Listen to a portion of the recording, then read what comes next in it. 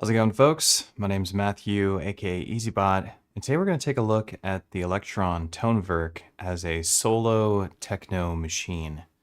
The reason I'm even bringing this up is because I'm constantly trying to figure out what is the best use case for the Tonverk, and I keep running into all sorts of cool scenarios and then kind of bumping my head on different techniques with the device, or trying to figure out what the best situation is for the Tonverk. It's a very interesting sampler and effects processor, and I think a lot of us are trying to figure out what we want to do with it in our setups. It acts as a great polyphonic device. I'd say that's where it really shines, but it recently got an update, and I'm expecting more updates to come all throughout the year, hopefully. And they made Subtracks even better by adding choke groups for it. So that's leaning into the more percussive and standalone side of the device. And I think that's really interesting, considering that it has a massive amount of polyphony and that it was really kind of advertised as a multi-sampler, which is something that I've used it for a lot. And in fact, I have two multi-sample packs, one that's coming out this week that is called Prophet Keys, which should be really cool, and I'm excited to share that with you. But today I really want to talk about using the Tonverk as a techno device. I mean, you could use it for any other genre, but what I really like about the idea of using it as a techno machine is that you can leverage Subtracks in a very particular way to give yourself a lot of variation for constant improvisation, and taking advantage of how each subtrack is its own track. And I want to go into why this is so useful. And this is something I've even discussed with a buddy of mine as well. We kind of came to the same conclusion with the Tonverk, my buddy Circo. You've probably followed him. He does some great techno production. And we discussed this when the Tonverk came out. We were both like, you could use this Subtracks for this. And which was cool and exciting to see us both converge in the same spot. And but I haven't had a chance to really talk about that with you on the channel here. And I want to show you what I mean, because I've been doing some sessions with some folks, and we went over this recently, and so it's kind of been, at the top of my head. So let's talk about it and make some music. All right, we got the Tonverk here. It looks like it's slightly out of focus. Let's fix that really quick. Oh yeah, nice and sharp. Lovely, lovely. I got nothing loaded in the Tonverk. We don't really have anything going on here, except for the Tonverk. It's a blank project. No samples preloaded, and I just want to discuss this a little bit with you before we start making sounds, because there's a lot to go over in terms of just the functionality of the device and where this hypothesis is going to lead us. This idea that I'm going to share with you, I have proven it to be more of a theory at this point, but as far as we're concerned, let's just treat it as a full-on hypothesis, no predispositions or no notion that it's going to function exactly as you imagine. We're going to try and figure out the best way to do it together right now, and hopefully some people in the chat can share some ideas, and we can leverage those ideas to make this better than what I'm already coming up with. So I'm just going to quickly explain the layout of this, and I think it's going to make sense to you right away what you could do with this. But before we do that, let's do some default stuff with our patterns. We don't want to start out with this master pattern thing. It drives me insane. So let's go function page, make this per track scaling. I'm actually going to set the change to 128 and the reset to 128, because I want to treat this like I treat any other Electron box. That's kind of, I mean, I don't have to do that considering I'm not using it with other devices. This is actually a little baby conversation we can have. The reset and the change, when you set them to the same value, it kind of treats it like another Electron box, when the master reset will bounce off of your master, what's called master on the other boxes, but it's different here. And you can use that to make pseudo polymetric patterns that will still stay in sync when you are changing patterns with a group of Electron boxes. If you're just using a singular box, you can do true polymetric sequencing by setting your reset to infinity, which it was by default. So technically, I think in a standalone device, maybe infinity might be the best use case. But this is what I typically do when I'm pairing it with other boxes. And if I was to take this all the way to live shows, I would actually be using this with my other Electron gear. So it makes sense for me to start my projects in this way. Just putting that out there. Okay, so now that I've done that, let's go over to our tracks. So this is how we're going to approach things. You can kind of, if anybody wanted to skip over the intro of me chatting about that, this is the meat and potatoes of the whole thing, is right here, this very moment. So I'm going to go function source, and we're going to change this to a subtrack, and I'm just going to go create new. And actually what I want to do is just copy this track, this new track, and I'm just going to paste it to all 4 of these tracks. It says please wait, hopefully that worked. And looks like it did. We're actually going to go into pattern mutes, because it's my preferred mute mode. We hold mute and go up and down to switch to pattern mutes. And the way we're going to approach things, or actually I needed to copy this and do like this. My bad. Okay. All right, so what we've done is we've created 4 subtracks right here. And here's how we're going to approach this. This is going to be a kick. This is going to be a clap or snare. This is going to be a hat. And this is just going to be a perk. But what we're going to do is we're going to only have on each one of these tracks 1 track at a time unmuted. So we're going to go here and go 1 track at a time, and go here and go 1 track at a time, here and go 1 track at a time. And then we go, starting on our kick pattern, we just load up kicks. You could even just load up the same kick across all of these if you wanted, and then you just use these as alternate patterns for your kick drum. Over here, you do the same thing. But if you wanted to have, multiple kick types, you could load them all up here and have these bunch of different types of kick sounds that you could use in live production. This way you can have one pattern go forever, essentially. Not forever, but for a very long time, because you can constantly kind of just switch things around. This is actually the same technique that I do on my Electron boxes. So on the Digitakt and Digitone, we have 16 tracks in each box. And what I do is I use, imagine this is 16 tracks, or this is 8 tracks, and this is 8 tracks on the Electron boxes. I use it as an A here and a B here on the Digitakt 2 and the Digitone 2. So I'm kind of using the same idea, but subtracks, but leveraging subtracks instead of using a full track.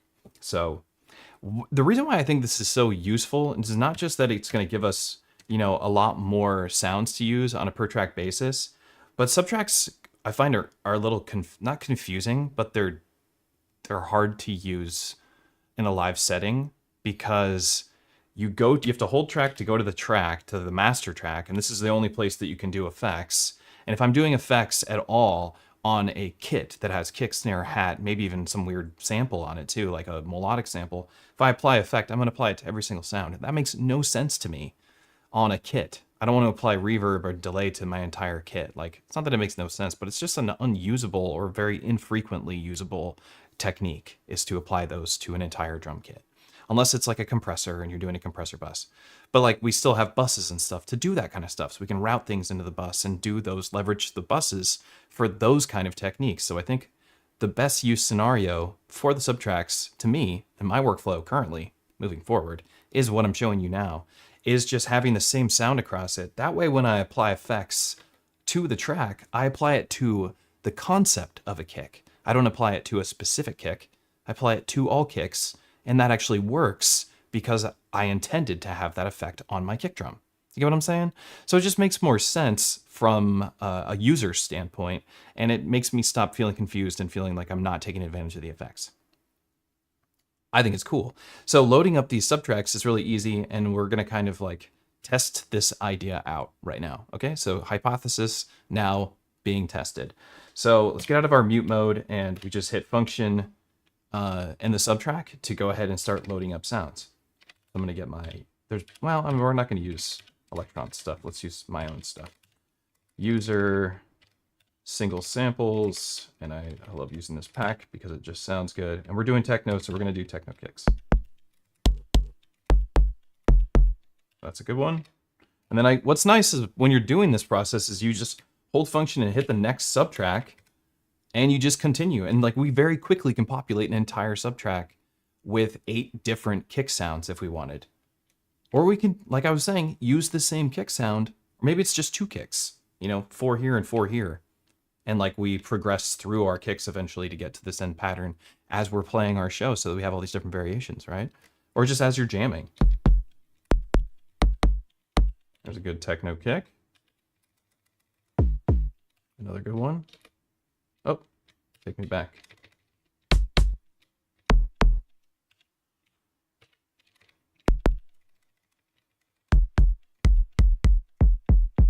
I like that. It's kind of a dubby kick.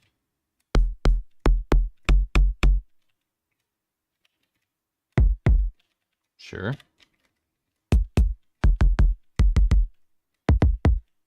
Cool. There we go. We got 8 kick drums now. Pretty cool. Then there's some features in your like sequence lane, like oh no, it's not that. It's not my trig modes, it's my transform. This is what I'm looking at. The transform is nice because you can actually randomize your triggers too, and you can randomize notes. And we're going to go over that as well, and how you could randomize your sequence, like a melodic sequence, very quickly, especially using really short, like 5-step, 7-step, 9-step odd sequences, and randomizing those note placements while leaving a couple of those notes missing, so that it feels more rhythmic as opposed to just moving the pitch around, which I think will be cool too. And we're going to leverage as many ideas as I could possibly think of right now to make this idea that this could be the ultimate solo techno box. We're going to make a sidechain bus. We're going to do as many things as we possibly can in this 2-hour gap. Also, I brought espresso, which is something I desperately need. Yes. Okay. So let's start off with a really simple kick pattern on this one. We'll do the 4 on the floor on our standard pattern. Maybe we'll move it here or something. Maybe okay, not 4 on the floor. That sounds nicer. Let's go to this one, and we'll put down another pattern, but we're not even gonna be able to hear this one. We'll just kind of randomize these placements. What's cool is that you do have amplifier, and you do have filter and velocity and pitch on a per trigger basis on each of these tracks. So like we do have some surgical precision that we can do in our sequencing on these tracks. And if we keep them short, like these 16 steps sequences, it's really easy for us to like just bounce around between these Subtrack ideas. So let's go here, and we'll do another thing. Do this. Doesn't really matter how cool the pattern is right now, because we just want to see if this works. And I already think it's going to.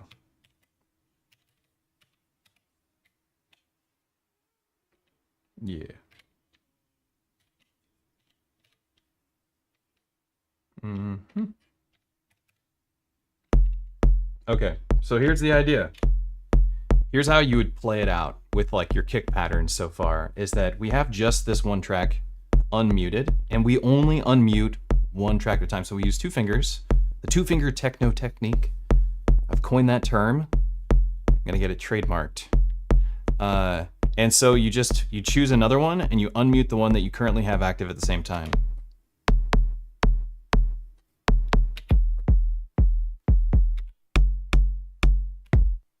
And so you can just jump through these patterns like this.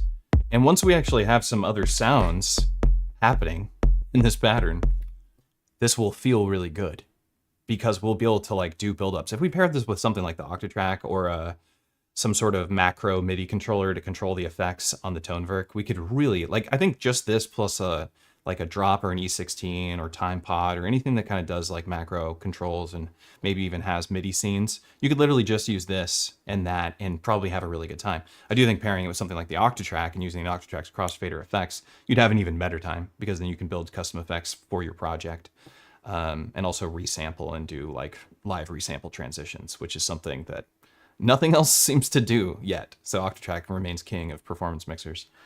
But I already think that this technique works. Let's change this tempo though. Let's go to like, 130. All right, now let's go. I'm going to skip over to the hat, because I think having a hat is the nicest thing to listen to. Let's get our mutes and start populating these hats up. And there they are. There's a nice one. Let's go here. Oh, it takes me back to my kick. Why? Why? Please fix that. Why? Well, hopefully that'll be fixed in the next update, because that's weird. that it makes that decision for you.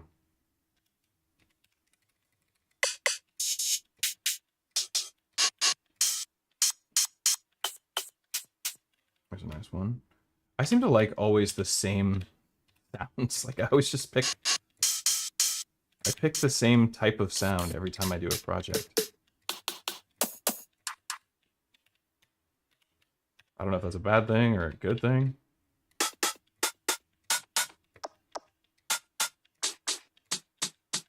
That sounds all right. But I'm on 6. All right, 7.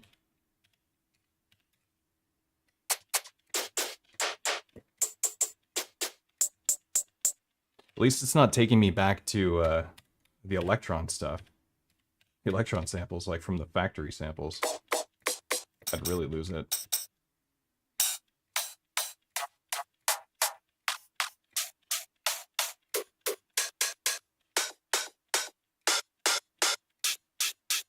Cool. All right. Now we program some patterns. Let's get out of here. Let's do... Oh, no. The reason why I was doing that is because I was just replacing... That's called taste. Thanks, Femto. I was replacing all of my kick drums.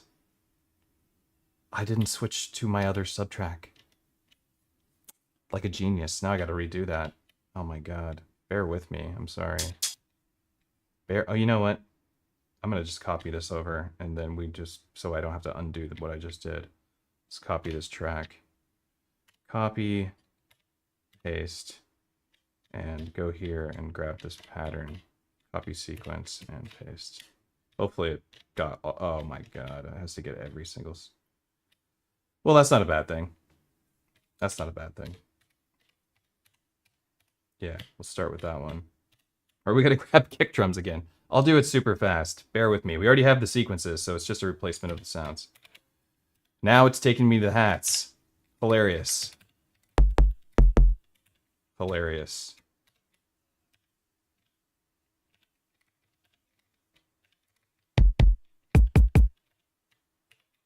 Life finds a way. Did I just... I'm like blaming Electron for that, but it's just me. Typical. Typical human. Or natural. Just natural to be total dicks for no reason. That's a nice one. These kicks will be better. Let's just that's what we'll tell ourselves. God, make sure I'm not doing that again. Oh, that's nice.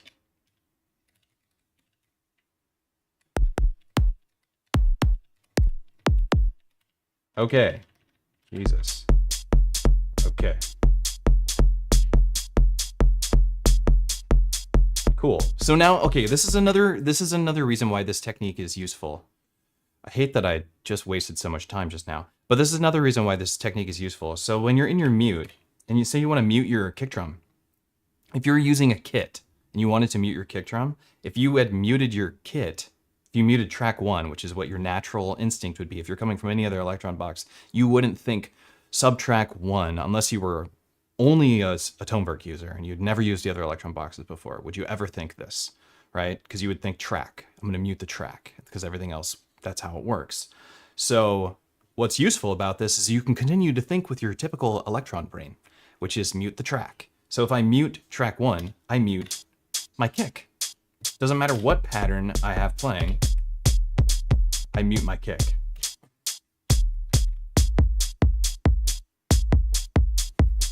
Right? And I think this technique is cool. These kicks actually are pretty good.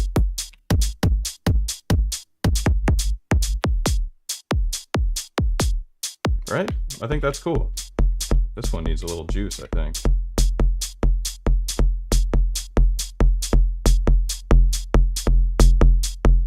Yeah, there we go. And then if I throw some reverb on my hi-hat, and I have other hi-hats, all my hi-hats will get some reverb. And that makes sense. That makes sense, right? And I can also do choke groups between hats. I can do a closed hat and an open hat in the same group. And so when I mute my hats, I mute the hi-hat like you would mute an actual drum, right? Open hat and a closed hat, they're the same instrument. They're not two different instruments, even though that's kind of how they get treated in electronic music. So again, I think that this continues to make sense from this perspective. Now let's throw like a clap down. And then we want some perks over here. Maybe we want to get like something melodic going just to like make this a little bit more enjoyable to listen to. So let me show you another idea. So on this track, we're going to do like a 7-step track. And we'll load up a Wavefinder. And I'll show you how I like to approach the Wavefinder. Okay, so let's get a wavetable. And I have... Do I have my wavetables in here? We got to go all the way back to user wavetable mega pack. Saw wavetables. That's kind of cool.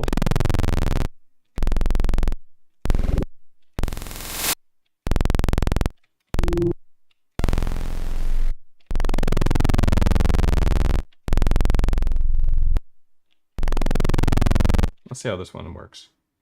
We'll grab one more.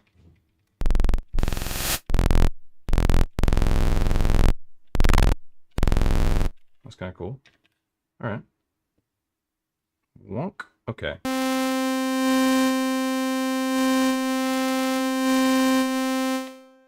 All right. It's already got reverb on it. I'm on track 2 again. God damn it, dude. So I just did it again. This is actually my issue with my Tonverk so far, is that the subtracks in my tracks keep confusing me. Do I have to like literally do what I just did again? We're still gonna, I thought I went to track 5. I don't know why I'm on track 2. I swear to God, we selected track 5 and then I went to the wavetable. Did I not just do that?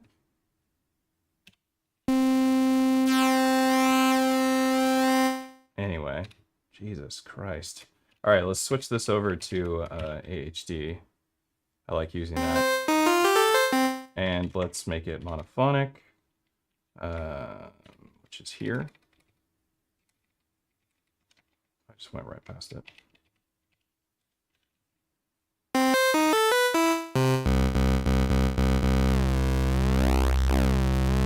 I prefer to load both wavetables, but keep one of them with the level down until I want to use it, and then I can also bring it down like an octave. So I want to bring it like a sub. I can do that.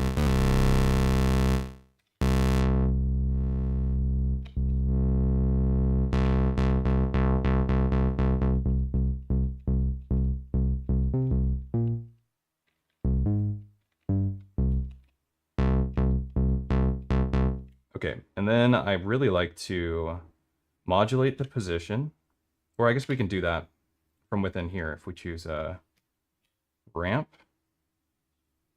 So you have these animates. This is kind of interesting. You're watching me like F this up over and over again. When you go to the animate section, this is basically like just an LFO section that's built into your wavetable. And so we can do looping ones, which show this like loop symbol right there, that ramp down symbol. That means that it's going to continue to modulate. These other versions, these first ones, they're a one shot. And so I want to ramp up one shot. I want to start the position here, and then I want it to ramp that direction slowly. This is how quickly it does it. And maybe if this wavetable is kind of like oh yeah, that's a nice sound. We're gonna do the same thing on this one. Start on the back position, bring the speed way down, use the ramp up, and this is like some nice typical wavetable sounds. If you use those like looping modulators and it's like ram, it's like, it sounds like trash. Honestly, like what I like about a wavetable is the scan. The sound of the scan is what's, to me, to my ears, sounds really good. So setting up your wavetable in this position, putting the back position, like you can put the position wherever you want it to be, but you want it to ramp one direction or the other to get like a basic good sound. The other stuff is fun to play with, but this is where I think you just get something that's usable right off the bat.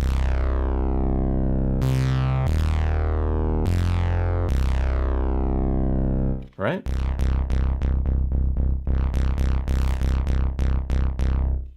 And then we can adjust how much of this sub-oscillator we're using. It's just much more synthesis and sound design when you use this method, I think. I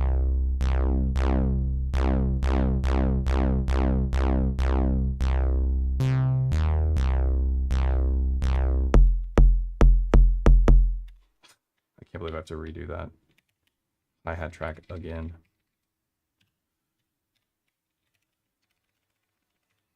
Super annoying. Okay. Another hypothesis that I have about making synth patches in techno production is to not use your trig at all. Is to tune every single trig by ear with the tuning knob. Maybe having one be this, 0, so that you have something to have a relationship with musically, and then kind of like go, just do these like. The encoder moves so fast. I kind of wish they would address that.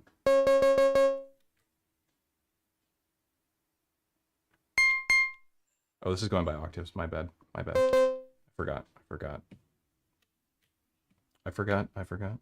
You only have to go a little bit here. I want to be able to hear it.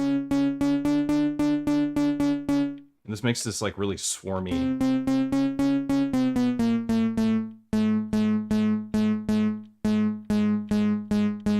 You have to like dial it in by ear.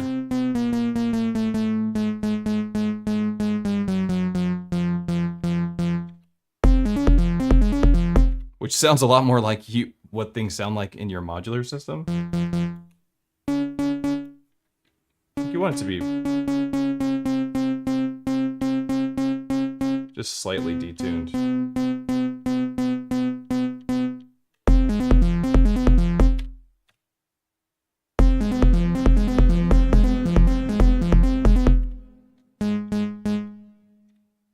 Kind of hard to do on here though.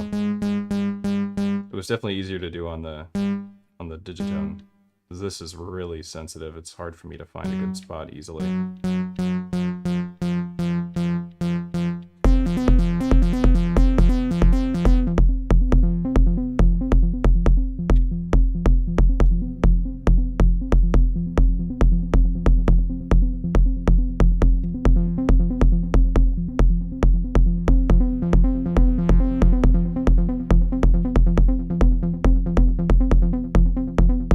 Yeah. That's not bad. Overdrive? I want that after the filter. There we go.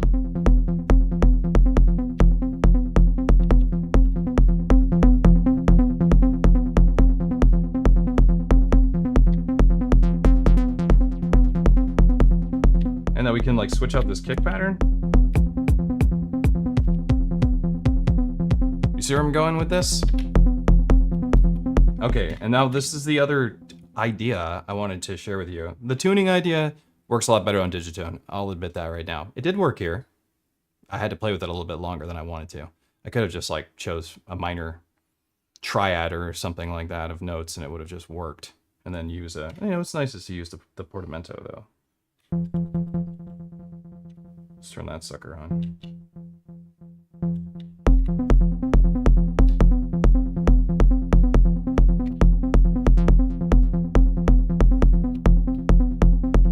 Make this trigger a little longer. No, they're already super long.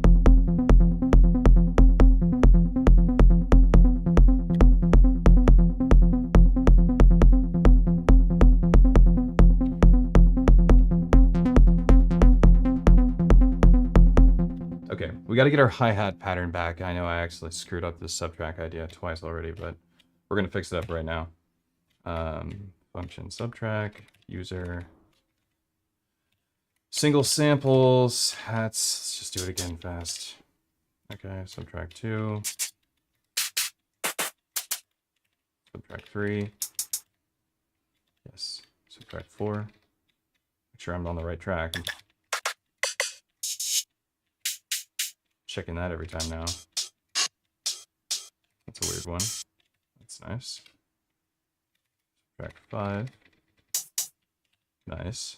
6. 7. 8.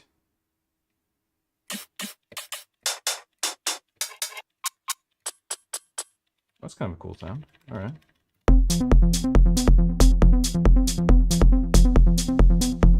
Okay.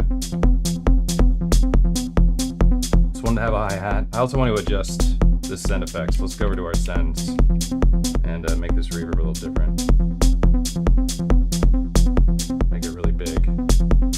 We'll get rid of that low end. Let's fix up this delay too, make it a ping pong delay. Also, clean it up a little bit. I like to use the send effects. I think it's a good idea to have the send effects. It creates a good blend.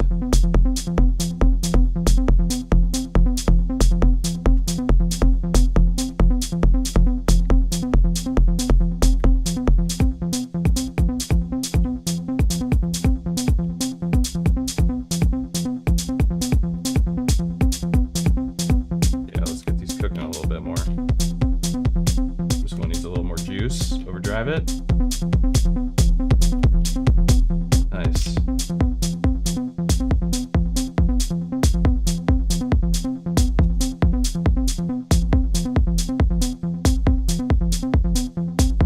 Yeah.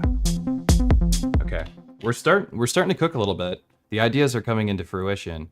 Fortunately, I'm recording this so I can chop it into a video that's much more succinct than me making these mistakes over and over again.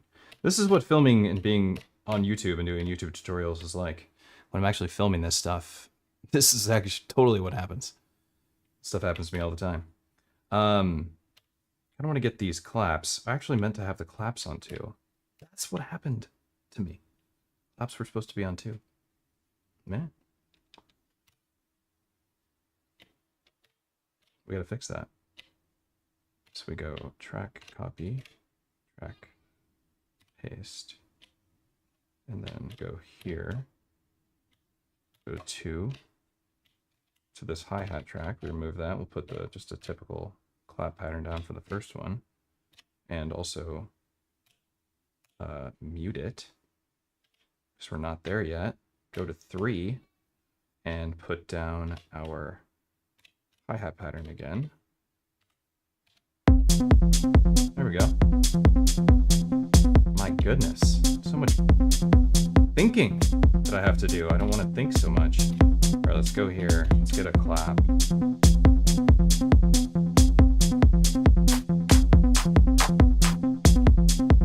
There's our first clap. We can actually unmute this now. All right, yeah. Put another subtrack. Mute mode, get out of here.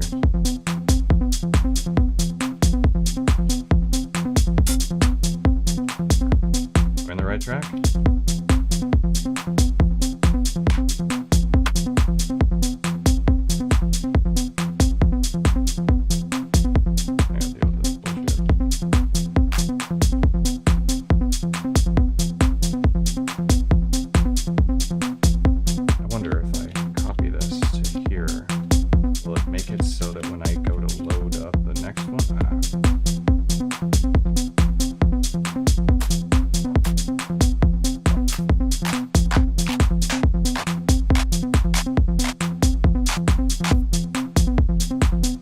Like of all the sounds in this pack, the claps are probably the least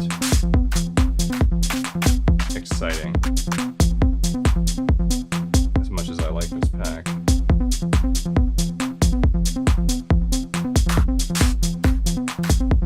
And maybe the method is that you use the same sound and it's just different patterns, like kind of like what you would do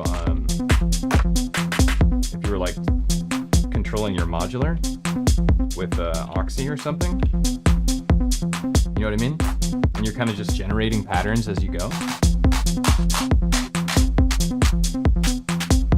You could approach that.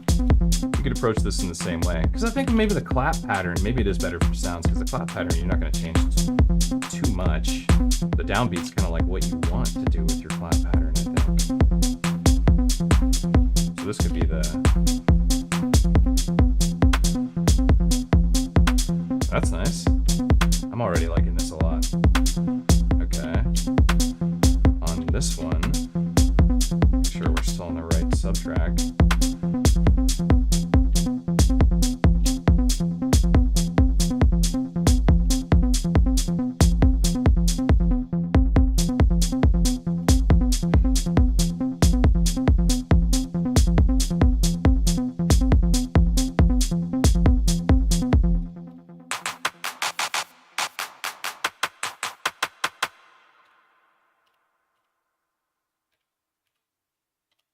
Okay.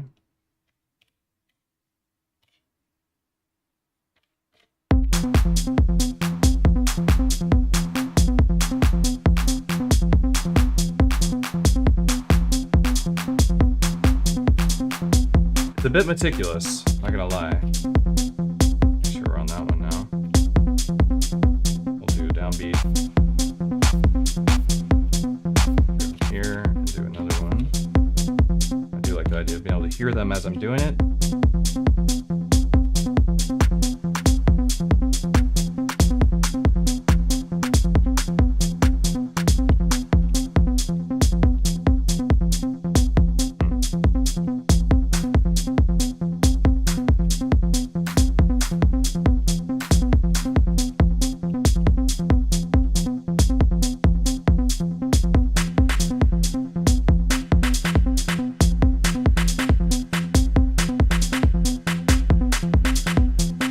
Like, of course, like adding some sort of velocity and stuff like that to these patterns would, you know, liven them up, shorten them, lengthen them, you know, go in there and get surgical. But right now we're just populating these so that we have something to play with.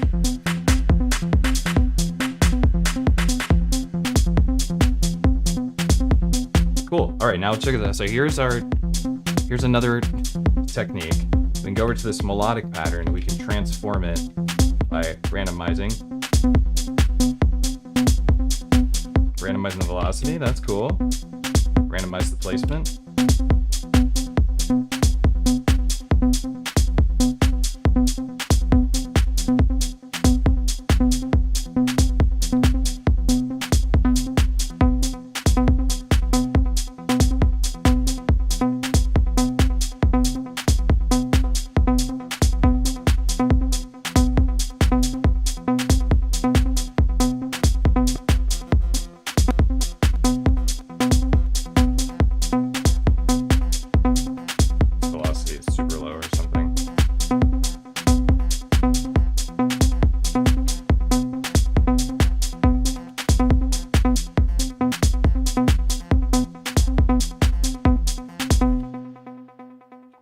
That's the idea. We can keep like refreshing it over and over again. Let's try and make this just a little bit more of a standard pitched pattern. I'm just going to go octave up, octave down, stuff like that.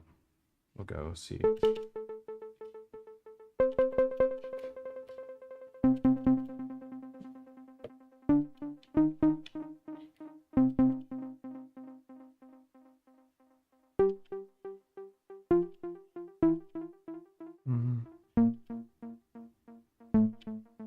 We'll go down an octave with our root here. Some portamento on these.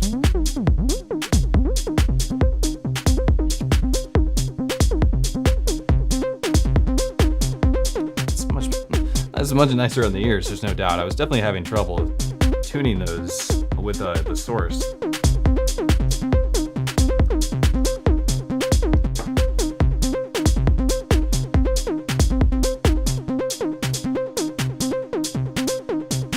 Go here, and because it's already muted, you can like cue up a kick. This is a really cool idea. If this was paired with the aux track, could really leverage this right now. But I can go to track 1, which is completely muted, and we could, oh, I guess you can't actually see. Yeah, that's kind of lame. But you can still just kind of do that if you knew the last one.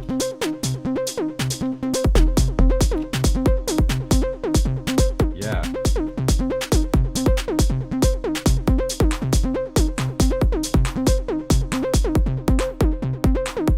Oh, we gotta put some other patterns in for the hats. That's right.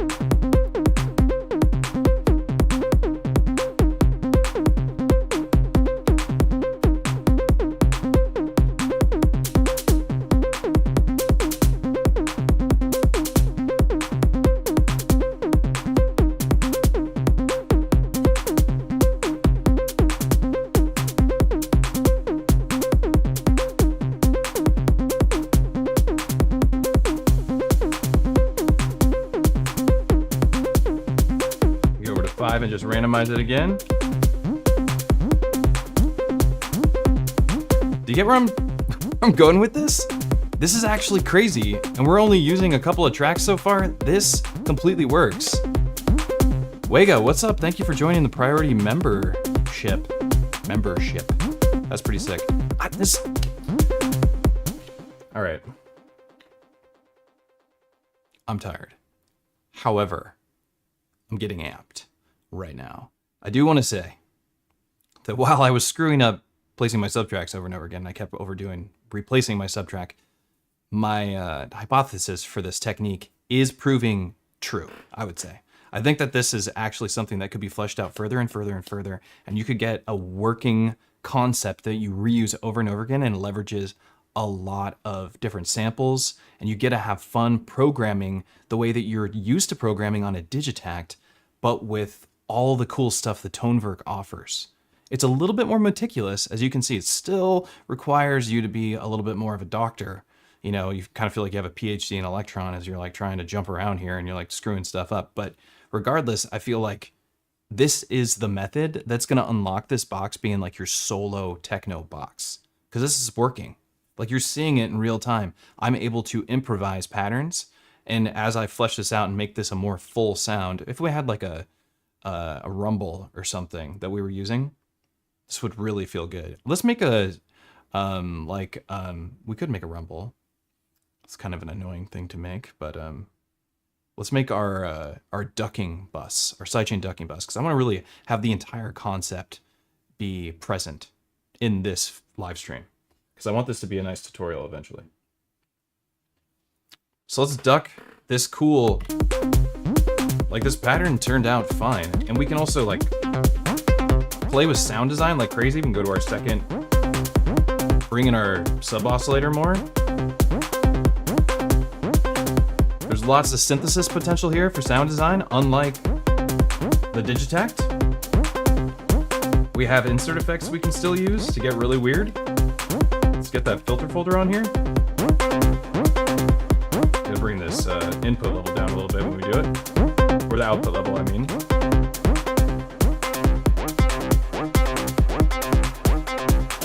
Lots of sound design.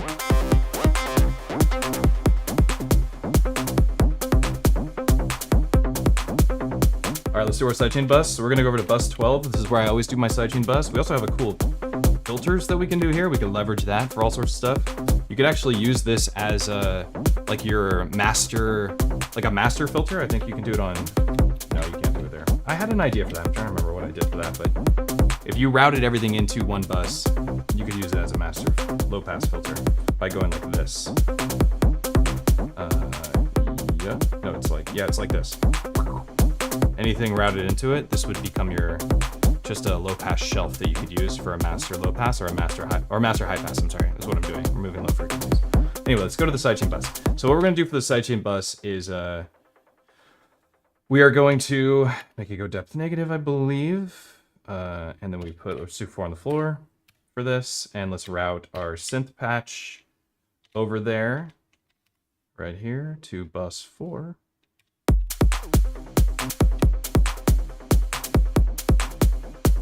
These trigs are too long.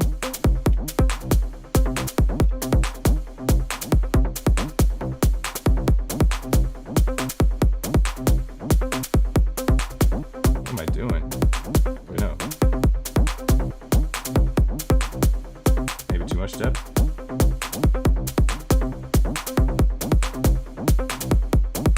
So this is our sidechain bus that's working out.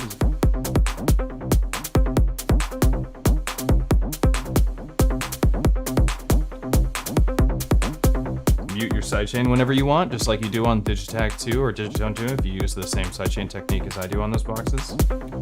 Go here and just switch up this kick real quick. Just maybe switch up this clap pattern really fast. Switch up this hi-hat pattern. We don't have another hi-hat pattern.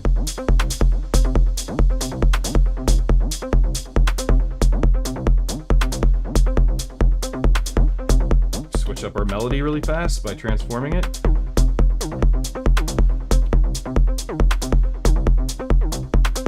Play with our sound design a little bit. Mute our kick.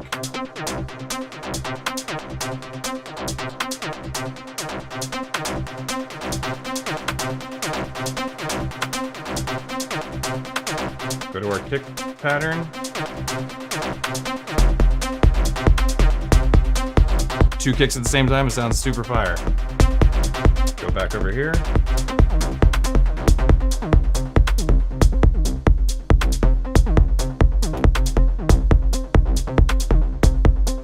It's totally working out. All right, now what do we want to add to it? Like some sort of perk, maybe.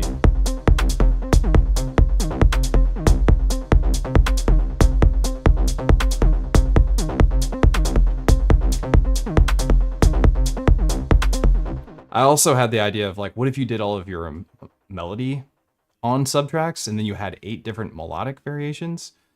It's a lot harder to do because for whatever reason, Electron has hidden the trig note parameter from you. I don't know why. I think hopefully they'll add that because why not?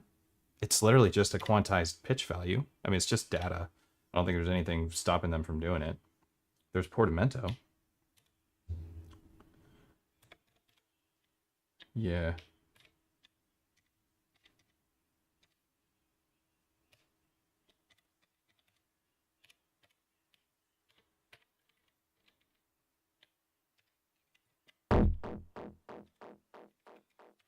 Yeah. I wish they would do that. Okay. So maybe we have like, have alternate melodic patterns since we only have the one pattern for our melody, so we can switch them out. So we could just start with, because we can randomize the position and that's cool, just to like add some stuff. We have lots of sound design possibilities with the effects and the wavetable, considering we can bring in the sub, we can take out the sub, all that kind of stuff with our wavetable. There's tons of sound design you can do with wavetables. They're so powerful. Maybe we could get some sort of like pad type sound or some atmosphere. This is a really cool technique. Check this out. So let's go to track 6, and we're gonna use the Wavefinder again, actually. And what I'm gonna load into Wavefinder is like a voice or something. House loops. One of these has voices.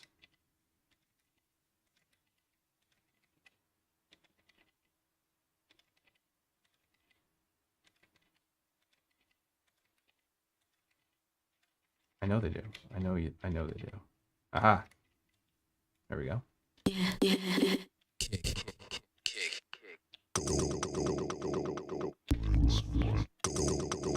Sure, let's load that weird sample in there.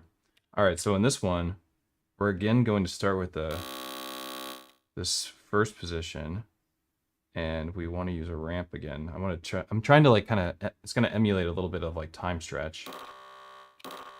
Need it to go way slower.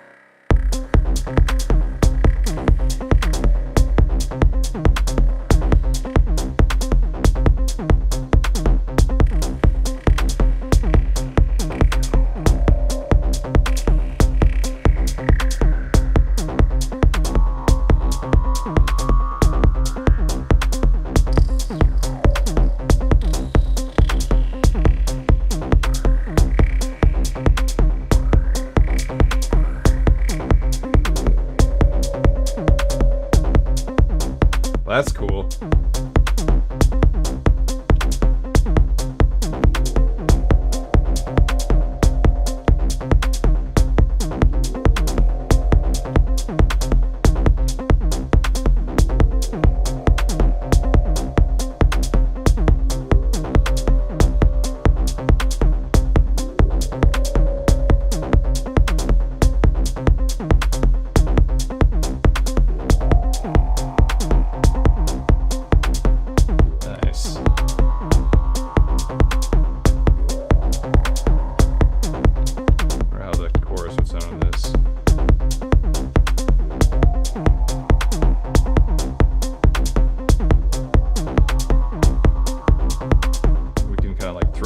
Sidechain bus too.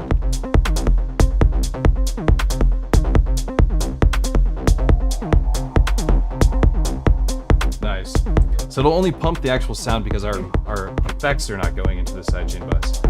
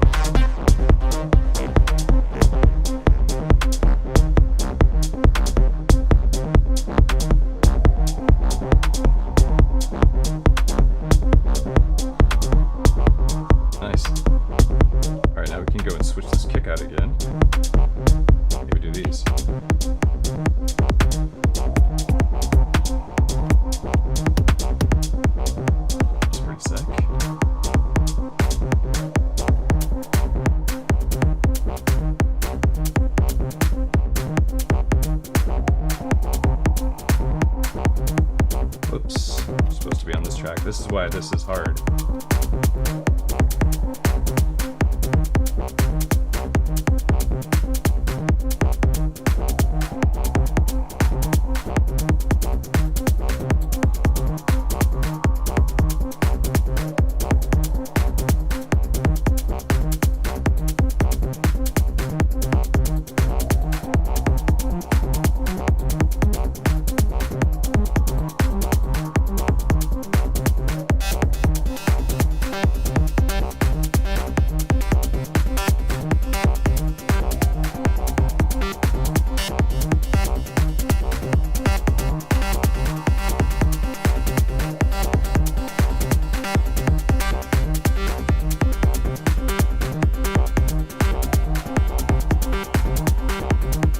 Go here, choose a single player, and actually load an actual voice.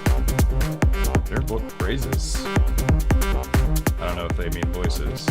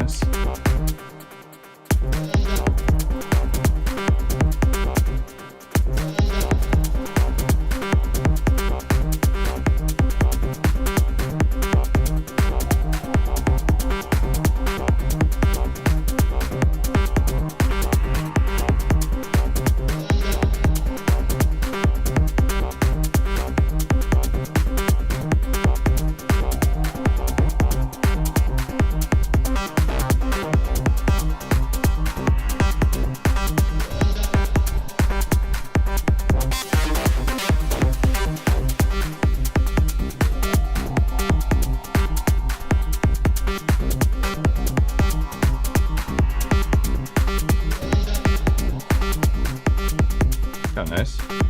Let's make this one louder.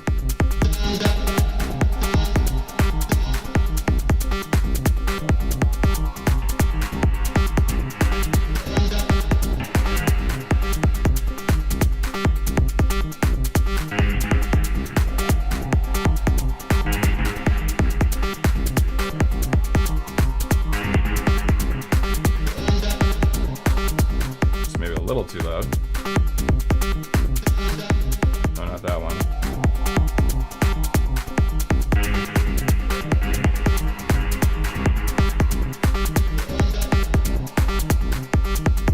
No.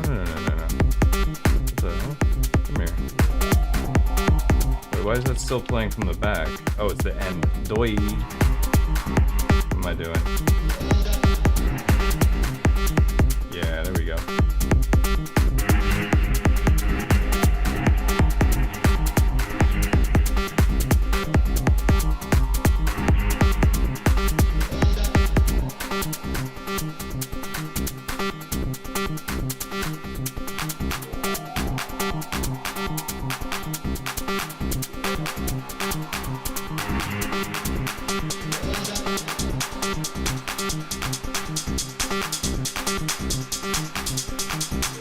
Need some variation to this hi-hat.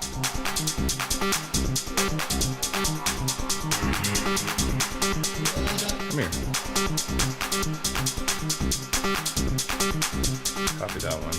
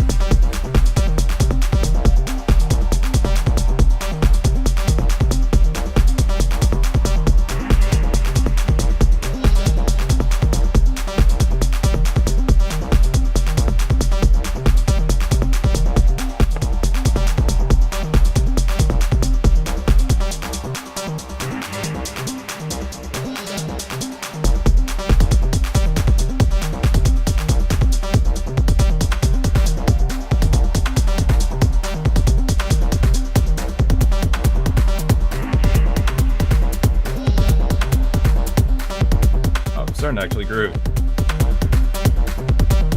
Got lots of sound design on this wavetable. The 2 levels is nice. Just completely switch them out.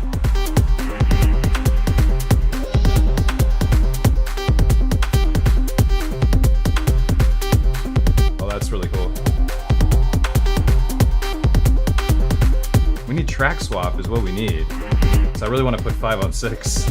Or 7 or 6 on 7 and 5 on 6, because I want that to be bass. We haven't used this Subtrack yet.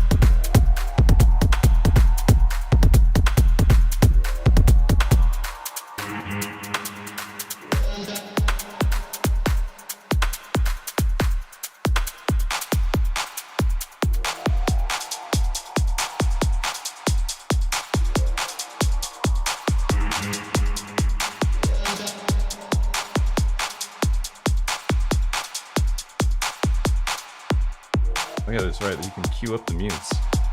Forgot about that.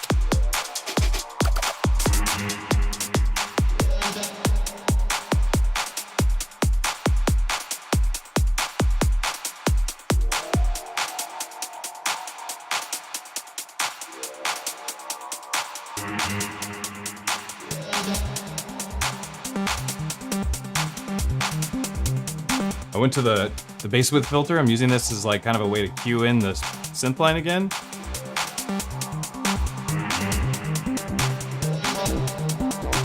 Maybe we turn Sidechain off for a moment.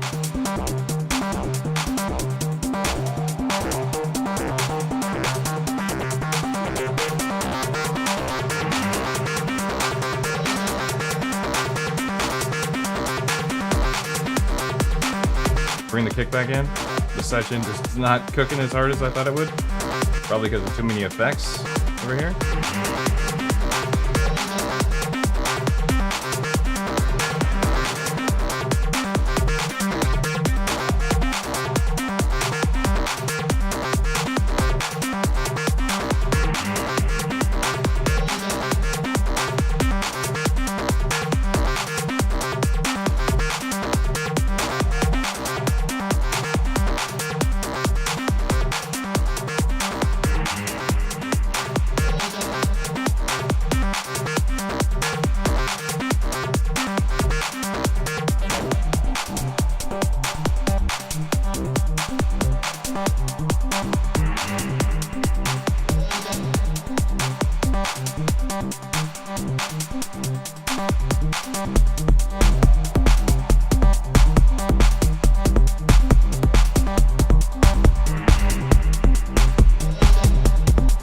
I like this idea of like this, like, go crazy with this multiple kick idea.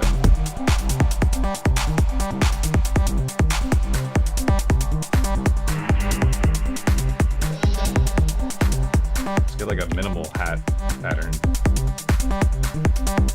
Just the classic.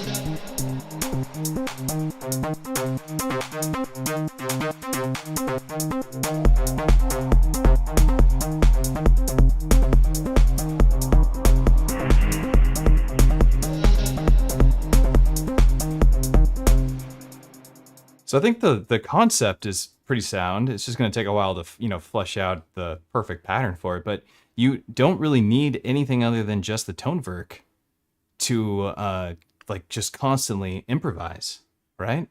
Like I can constantly keep moving the notes around in that sequence. If I wanted, I could set this to a scale and only be able to put in the notes that I want. And then I have all these different kick patterns and all these different kick sounds that I can use. So as I'm, switching stuff out, one of these subtracks could just be vocal samples and like one-shots of vocals, and you could just keep having new variations of those one-shot vocals to like really spice up your track, I think, as far as techno goes. But this is kind of a, you know, it's doing the trick. Right? Does that make sense? Am I making sense? Is everybody catching the wave here, the idea? Oh my God, I need this.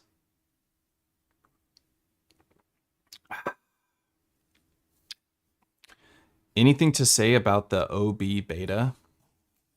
I am strictly forbidden to talk about the OB beta because it is a closed beta. But use your imagination. It's great. It's great. You're gonna be super stoked. For sure. You'll be very, very happy. And it's feeling really good. It's feeling really cooked up. We're not on the beta right now. I actually took the beta off the Tonverk and put 1.33 on the Tonverk, which is the last update that we got, the last official update before we get to the newest firmware. And so nothing happening here that you can't do at home right now. All right, so to kind of like go back over what we're doing without even looking at the Tonverk, just me talking directly to you. What we have is we have track 1 holding 8 different kick patterns with 8 different mutes available. And when we mute track 1, it mutes all the kicks. That way we can quickly just mute without looking at what kick is playing or what numbers are playing. We can just quickly mute the kick. Great for live performance. That's happening across 1 through 4 with our different elements: kick, snare, hat. 4 being perks, whatever perks you want. 5 is our bass or synth line. We're using a wavetable, and we're kind of treating each one of those 2 wavetables as a separate voice that we can layer on top of each other, but we also take them out and keep them individual. That way we can leverage them as far as we can. I'm using a particular wavetable technique where I'm just ramping up slowly, kind of like what it would sound like if you were playing on Serum typically. I think some of the best sounds are just those slow ramps through a wavetable. That really shows off all the different variations of waveforms. Then we got a vocal sample on track 8 right now that's kind of filling in the background. Sounds good. It's actually like a jungle sample, but it's luckily just pitched the right way to sound good in this particular track. It sounds very minor.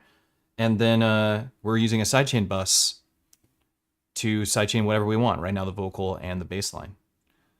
And I think this is working. I think it works really well. It's a pretty sick technique, honestly. I'm going to read over the chat a little bit and see if anybody has anything to say about this. This is a great way to think about subtracks. Thank you, Kiki. You get 10 points for validating me.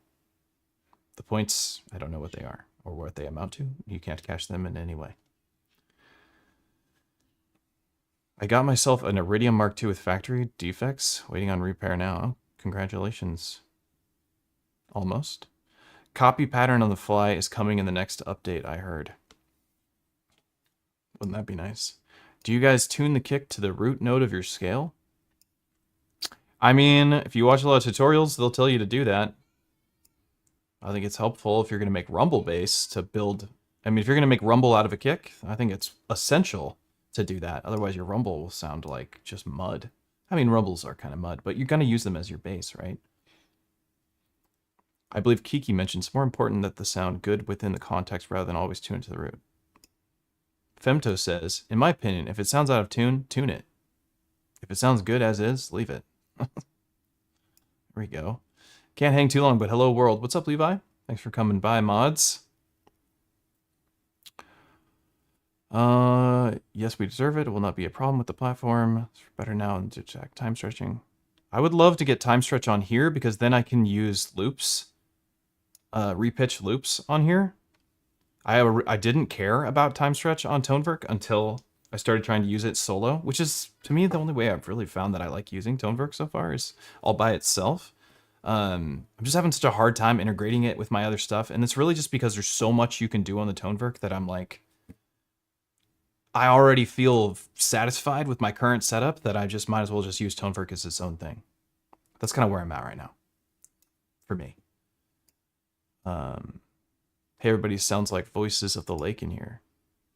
Cool, I don't know who that is, but I like that. I like that I sound like somebody who you've heard. That's nice. Wait, what did you just do to... I don't know. I don't know what I just did, because that was a while ago. You find yourself using single shots more than multis. You also find the wavetable drums created on Wavefinder sound really hard. Oh, cool. I haven't done that yet. Hey, what's up? Nice to see you, Mark. Also, what is Electron doing with the performance button? They should expand on it, basically creating an alternate state of a pattern. That would be really cool. Make the perform section an alternate state of the main pattern. That'd be cool. I'm throw that in the request for betas. Sketching out a trance set. Would you use Tonverk as a drum machine alongside DN2? I wouldn't, personally. Is it great to do that with? Yeah, absolutely. Would I do it? Definitely not. I really like the Tonverk box. Me too. I think the Tonverk just does really cool stuff. This sounds so good. What the flip? I've watched EZBOT gear vids, but I had no idea you got down like this. Oh, thanks, man. I like to get down in all ways, man. I just love making music. Any kind of music. I like to study music. I've been studying house music lately, and before that I was studying techno, and it's like learning, I don't know, different karate styles or something. I don't know. I just like the idea of learning, and it's a great way to use these machines. I just have fun pressing the buttons and turning the knobs. That's kind of what gets me cooking. Separate pedal effects chains. Hey, EZBOT and others, does anyone use an external mixer like a zone with their Electron devices? What value do you see using one alongside by Digitac, Octrack, Digitone? Now, that's a good question. Really valid question, I would say, especially for people who are doing live techno and stuff. I think a lot of people are doing that, honestly. I think a lot of people use their DJ. If you already own a DJ mixer and you pair it with an Electron box, like, you are definitely one-upping your sound because you have the effects and filter from that mixer, depending on the effects in the filter. But I'd say the filter alone and the, like, maybe the isolator section is a little golden tool for you to use. So I think that's great. Also, just a nice, great looking, great feeling summing box for your other boxes. Nice faders. Like, yeah, I think it's a good idea. I would love to get something like that. I just use the Octrack for myself, but I'm a simple man. I just use the Octrack for everything. That's how I do it. Give me a lot of ideas what to do with your setup. Oh yeah, cool, man. That's what I love to hear. The track has kind of the knife vibe. I wish I knew what people were talking about. I don't know these songs. All right, let's get back into it. How long have we been going? Hour? Oh yeah, we got plenty of time. It's really simple. What am I missing? We got like an atmosphere going, kind of. We got the vocal thing. We got different kick patterns.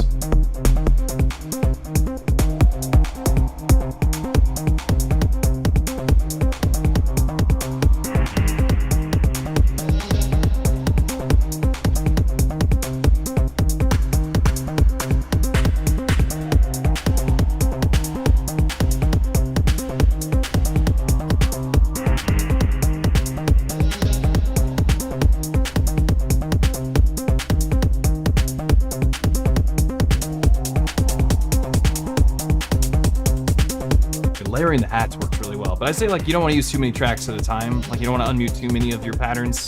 Like, when you're doing 2 kicks and we're doing 2 hats right now, it does sound good. But I think if I, like, added another kick and another hat, it might go into, like, some pretty weird territory. But this is working for sure. Let's see what a reverse sounds like. Nice.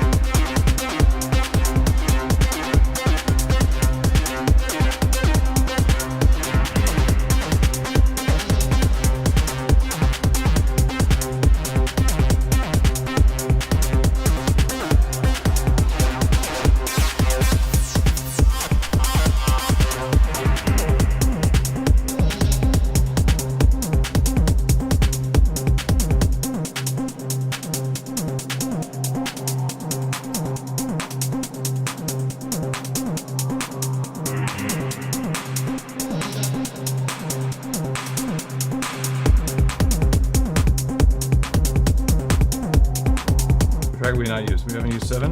No. Let's hit that grainer. Damn it. Give me that thing.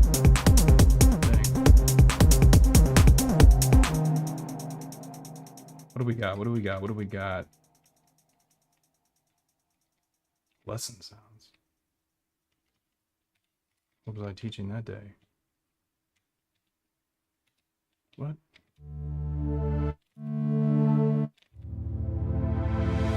Oh my god. Should we make some dub techno? Wow, that sounds so good. God, I love pads, man. I just love the sound of pads. I want to just play with them all the time.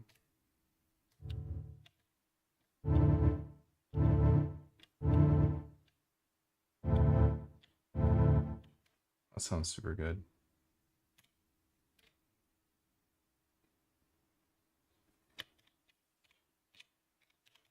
Do we have just a 4 on the floor kick on pattern? We should just have this be the 4 on the floor kick. Right?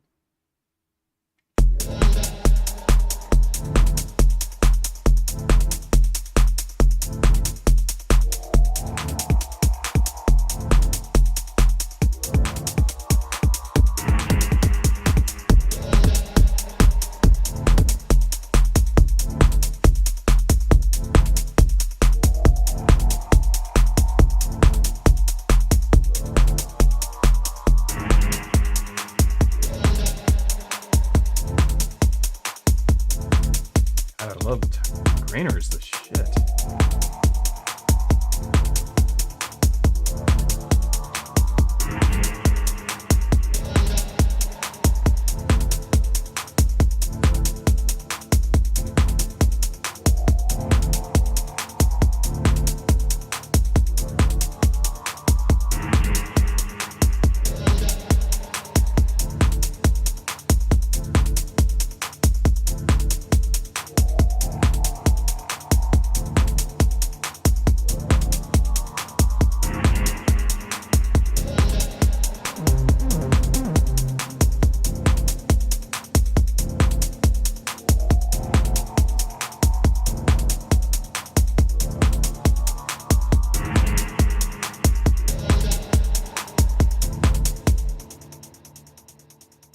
That's pretty cool. Let's see what the keyboard has to say about that.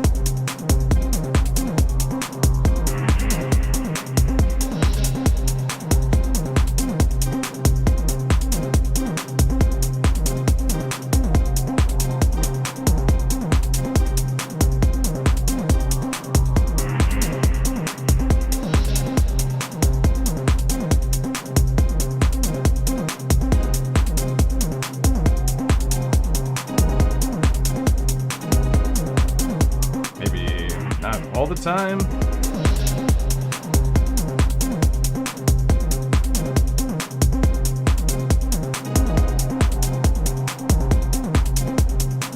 Wish that grainer had a normal filter.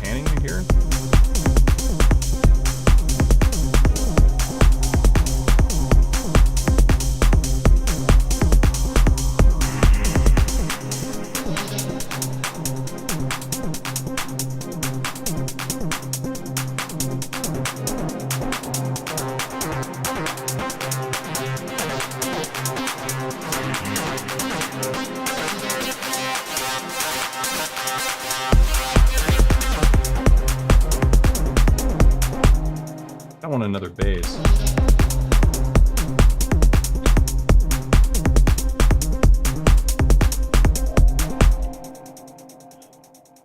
That one chord sound. Okay. Okay. This does sound pretty cool.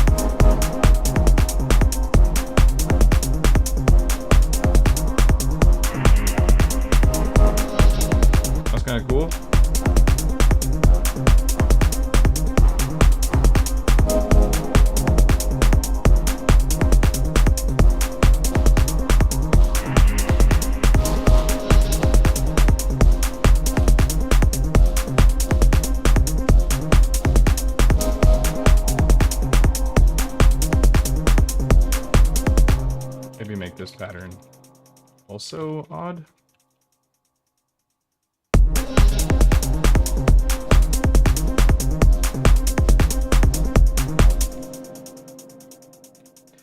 Well, I feel like the idea is there. Like it's fleshed out enough to like keep doing this concept over and over again and just dialing this in. I think we've nailed it, honestly. Now, my skill as a techno producer, that's what's in question. If there's anything we're questioning right now, it's how good is Matt at making techno.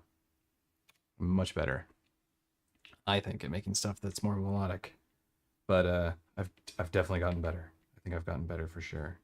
All right, I want to go over to a new pattern, and I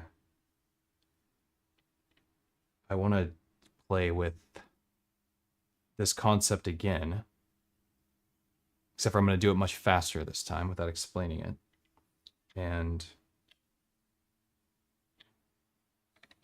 maybe start with something really pretty. Let's go back to those pads. Was that in here? Ambient jungle chords?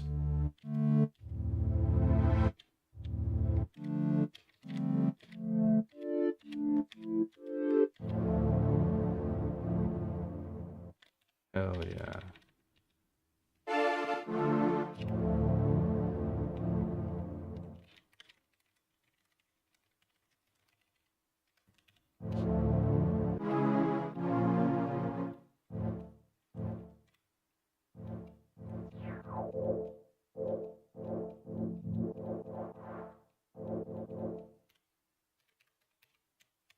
Oh, before I do any of this stuff,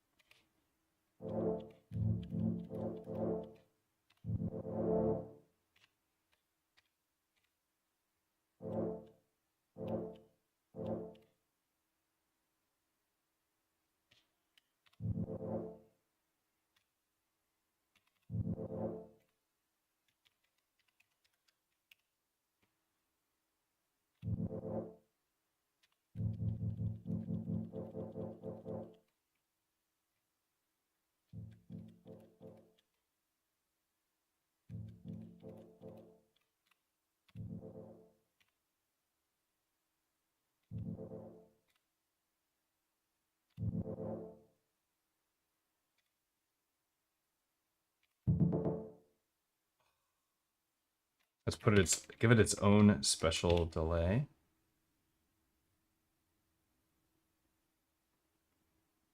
The mod is always turned up. Like the default settings for Daisy delay are like super weird to me, but they're not terrible or anything.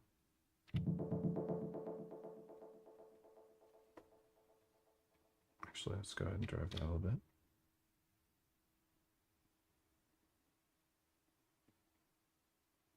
Come on.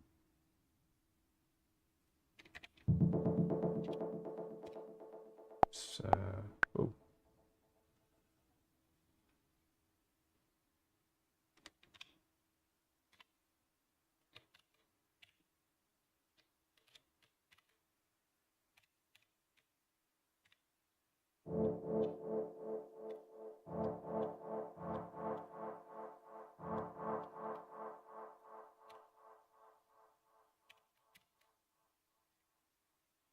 Which are we on now? 6? Let's go 7 and go 5. Filter. I'm gonna copy that one, paste this one, so we just kind of like iterate on the last one, so it's, whoops, staying relative to the right position.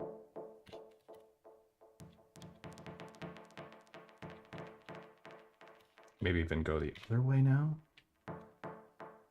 Back down.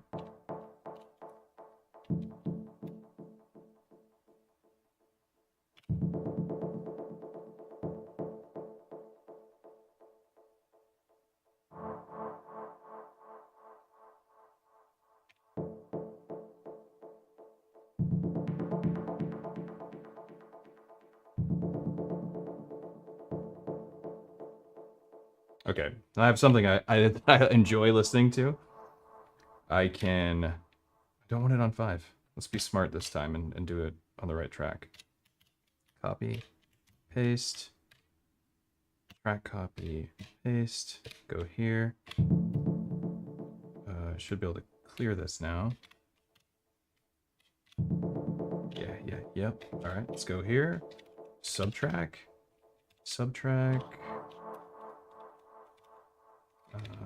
Create new. Start on the first one and get our first kick.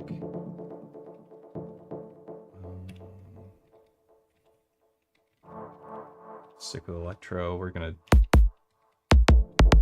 be putting low pass filters on these, so it's all good. Just to make things fast, we'll just grab them next to each other. I really don't care. Probably sound good anyway. Back to 1. Let's go to track 3 really quick. Do this again. Create new. Start with here. We're going to jump into single samples. Hats. Start with this one.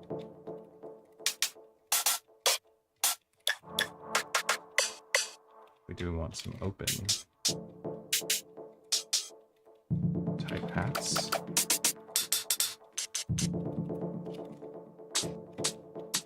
That's nice. Hate that.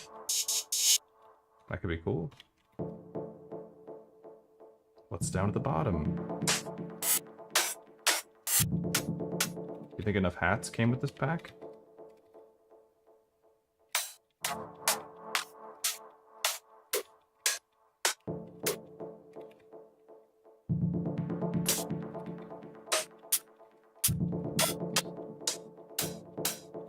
Classic. Oh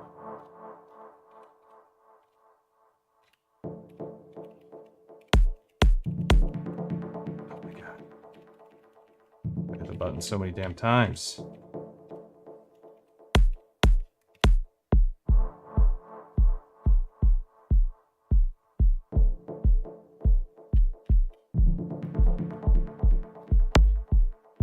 Whoa. Wait a second. Not falling for your tricks again, Dewey.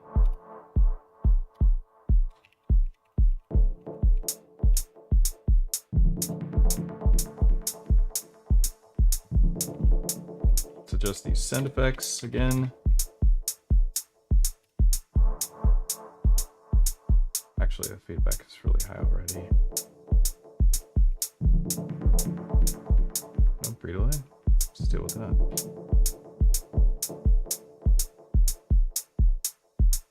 Actually.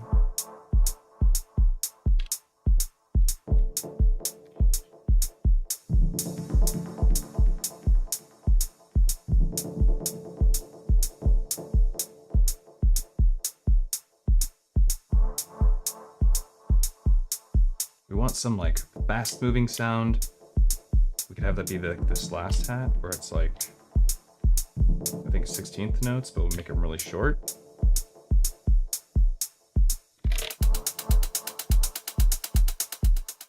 Or that's the track. Don't like that sound at all.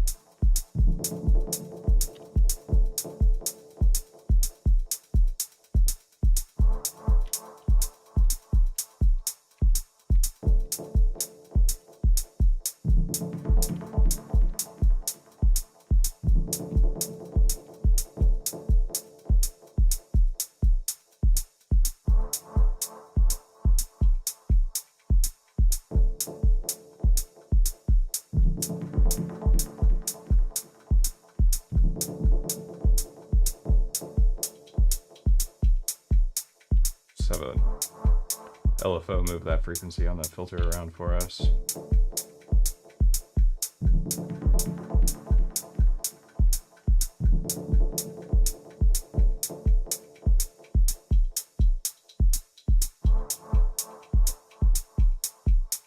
That is its own LFO, right? Yeah, it's pretty cool. I guess I wasn't really paying attention to that it could do that. Do a random LFO. Do trig. Set it to random.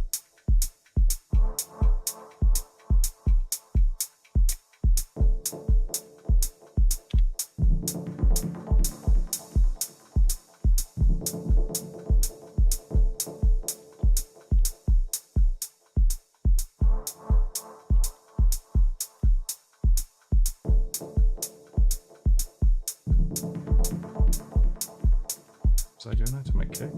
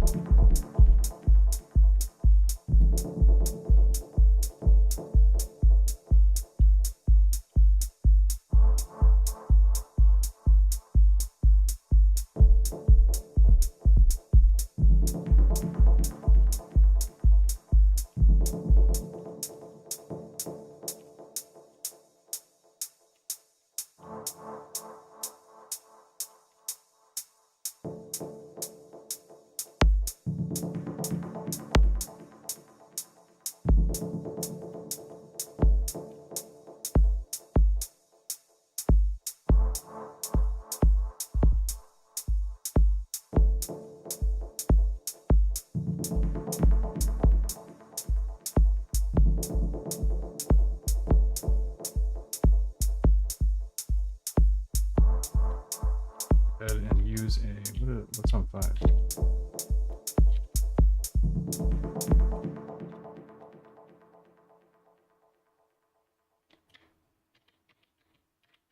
Oh, okay, got it.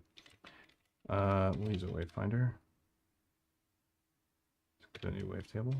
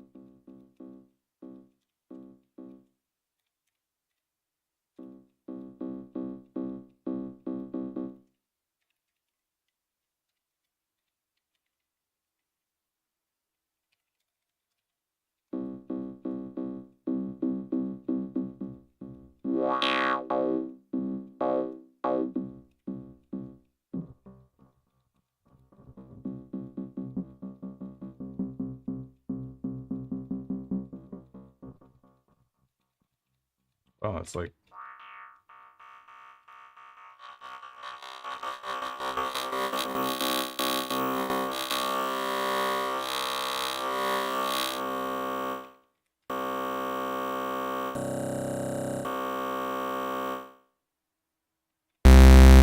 My goodness.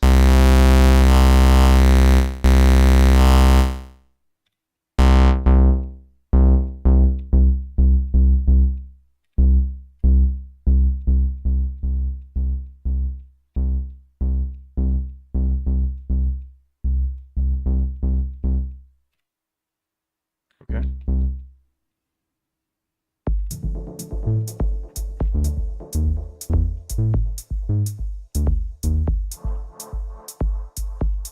Why is it out of tune?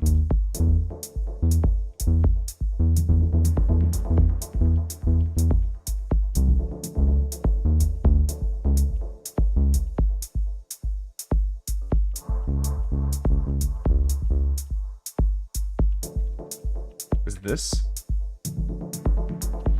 this sample out of tune? So those other wavetables are working fine.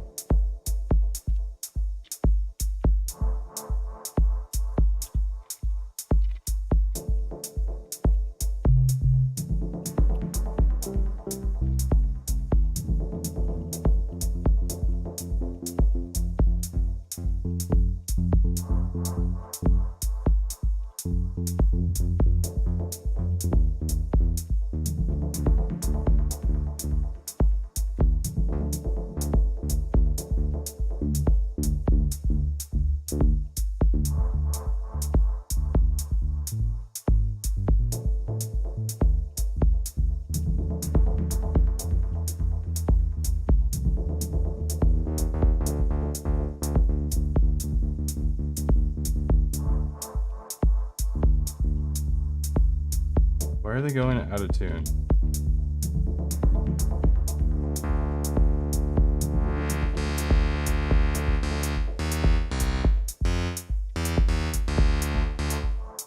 We have nothing happening.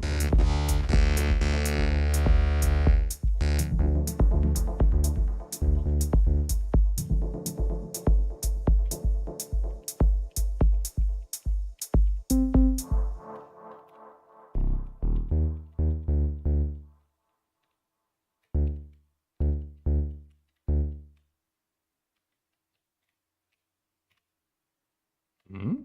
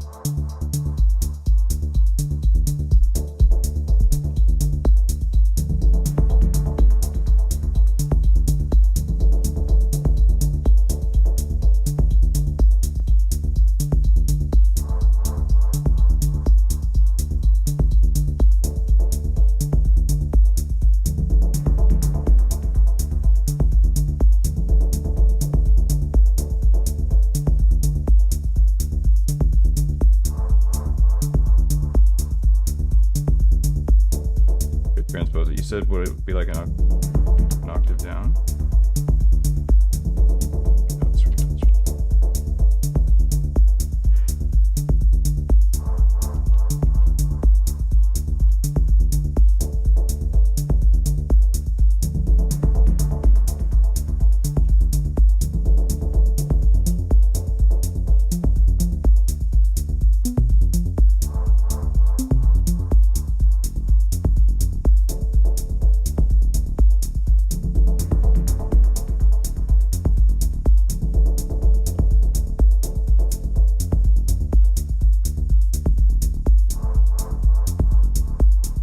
Something about that. I don't know, I was forgetting how transpose worked for a second there.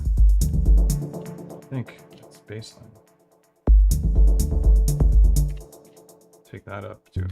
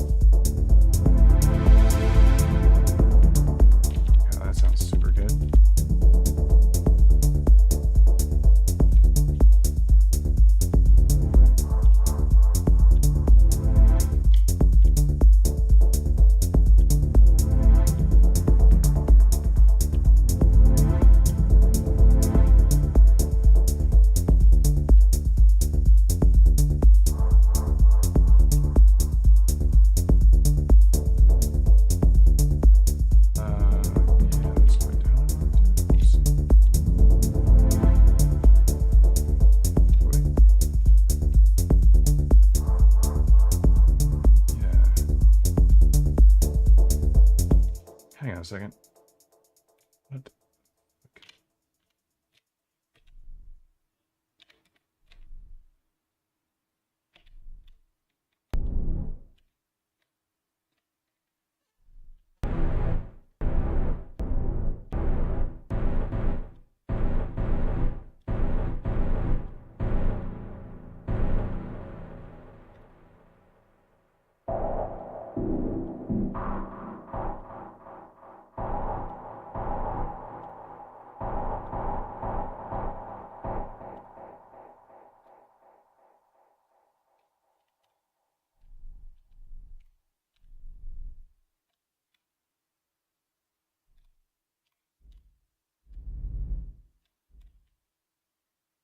Up.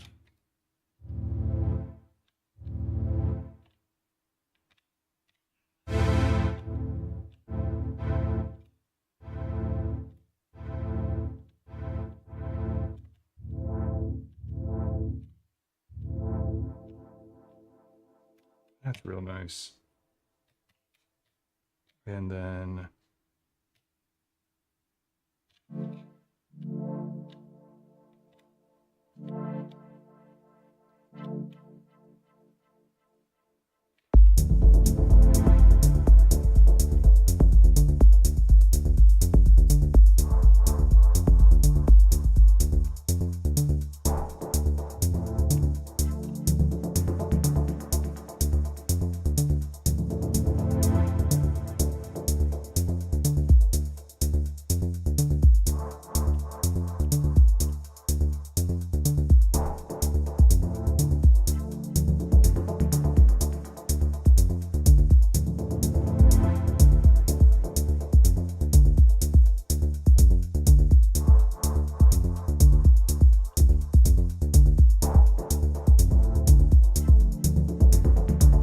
my God. Shuffle, baby.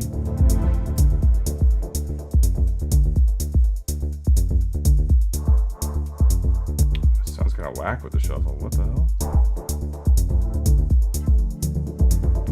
Maybe not too much shuffle, I guess.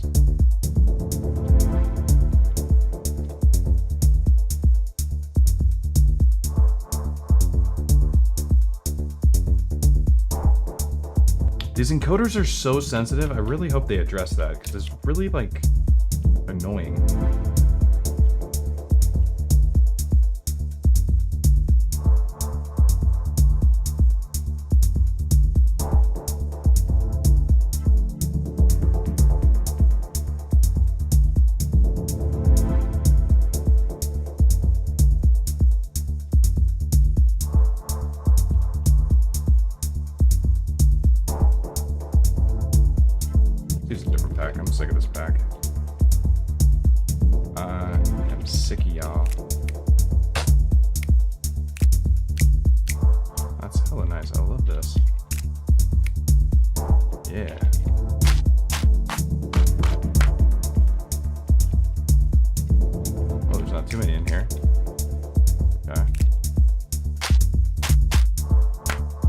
Spoiled by that other pack for having so many samples in it.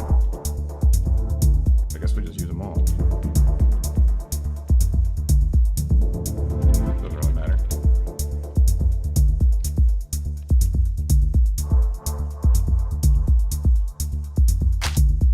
Ugh. That's terrible. I hate that sound. Where's that coming from?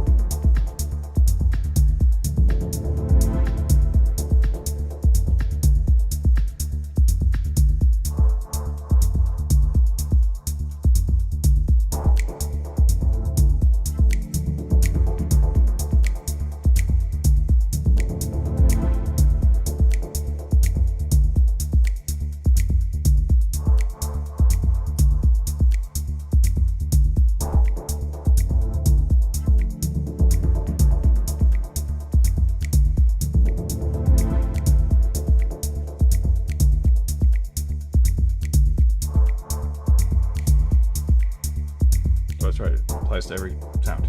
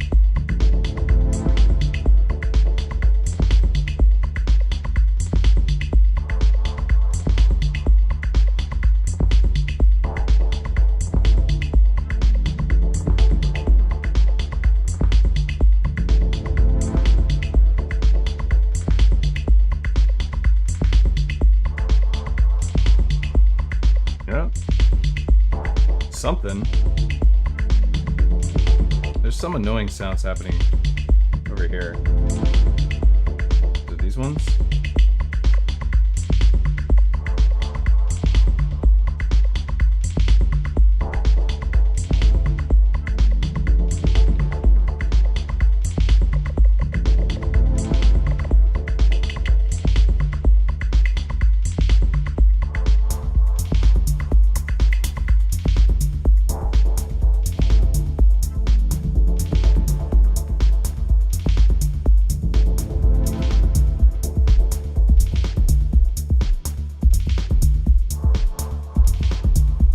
So now we can like do this randomize thing. We could do perform kit and then transform.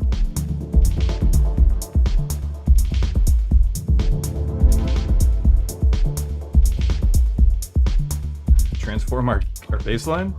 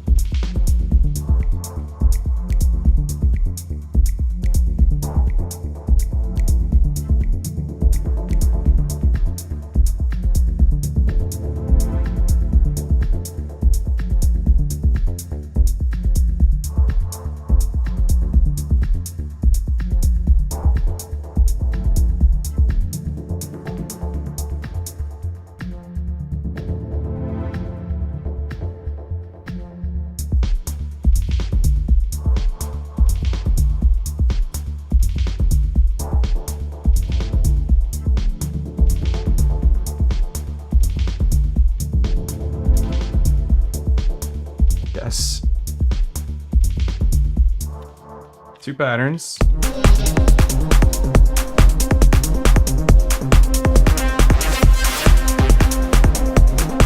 Oh, this one hits so much harder.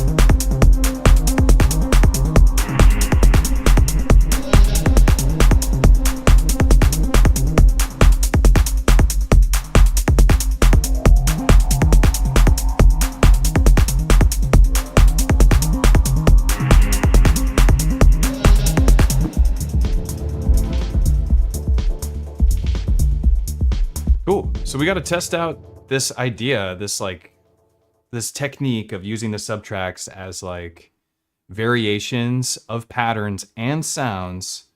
The first 4 tracks dedicated to that. We didn't use all 4 tracks, but that was the idea. First 4 tracks dedicated to that. You can go in and kind of jump around. I mean, you have to get pretty surgical about it, and you do need to get familiar and feel really comfortable on the device.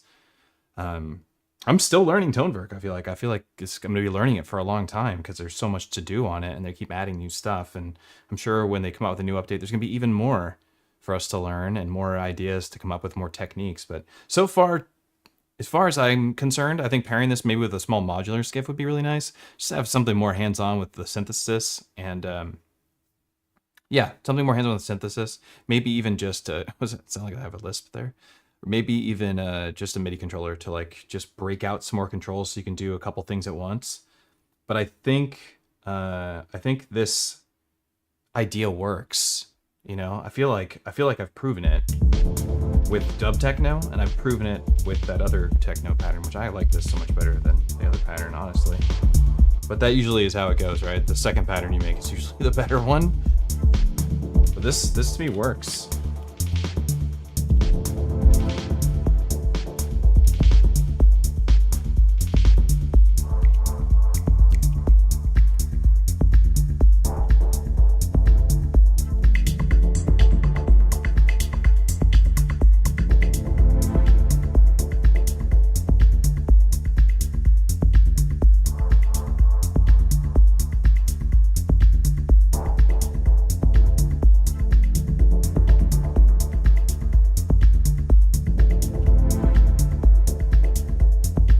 We didn't even do our sidechain trick yet. And we did on the other pattern, but not on this one. 2 hours and 4 minutes. I think we did it. I think we did it. The kick is just a pattering heart. What's up, Harry? Good to see you. Question for EZBOT. Tonverk or Syntact if you had to choose? Ooh, that's a tough one. I don't know.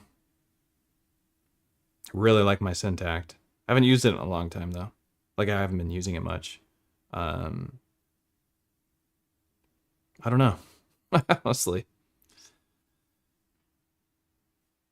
I guess I want to say Tonverk because the Tonverk is new and it's going to have more features. It's a, it just is going to grow more than the Syntact. Syntact is at the end of its life, and it's as far as I know, it's not going to continue to get updates. I don't. Maybe it will. Maybe they'll come out with a new kind of Syntact. I really don't know, but it seems like it's over. That's kind of what the last update implied, right? So I like the idea of this growing. So maybe I would choose Tonverk. Yeah. Yeah. Probably Tonverk. I hate learning curves. I prefer presets. Well, I think the best way to go about that, honestly, is to use presets and then just change the preset a little bit until it sounds different, but a different that you like. And I think that is how to do it. You know what I mean? Actually looks like a speeded up video. Awesome workflow. I think so too. Definitely needs a speeded up. Hey, you're just in for the time in the end. I mentioned you, Circo. Actually, I was talking about you at the beginning of this because I was talking about how me and you were messaging a while back about using the Subtrack as multiple variations of the same sound. And that's what we were talking about today on stream. I think Tonverk, I think Circo uses it in a similar way. Let's see if I can catch up on this chat here. Oh yeah, we need a noise generator. We have a noise generator. That's the degrader. Right. Right. Our sidechain type sound would be cool. I do want to show, you know what? Just for this brief moment, I want to show you a couple sounds from this upcoming pack for the Tonverk that is coming out this week. I just need to do these sound demos. Making the packs takes a really long time, but doing the sound demos is more cerebral. And it's much more mental work than auto sampling. So it's just takes more time for me to get the ambition up to do it. But I do want to show it to you. So I'm gonna go to a new pattern and just pull up a multiplayer really quick before we go. So it's called, I've made a bunch of multi-samples now. It's called Prophet Keys, and it's all key presets, like keys presets, since it doesn't do loop regions in the Tonverk. And they sound awesome. It's from my Prophet 5. I bought a Prophet 5 years ago. It was like this big investment that I did because it is really expensive. And so I'm working my way through Prophet 5 presets and adjusting them for the Tonverk. It's taken me a long time. Like I said, it's going to be available for a very affordable price, and also available on my Patreon at, just join the Patreon and it's there. But you got to load them up sometimes to actually hear them. Whoa, super loud. Let's just bring this down a little bit.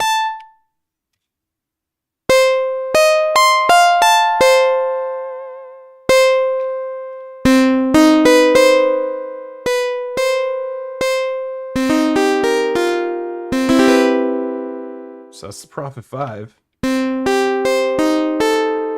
You can use the nice portamento here, or I'm sorry, vibrato.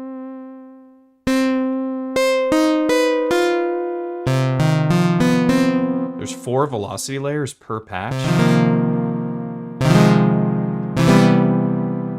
Let's load up another one. The antique bells is really nice.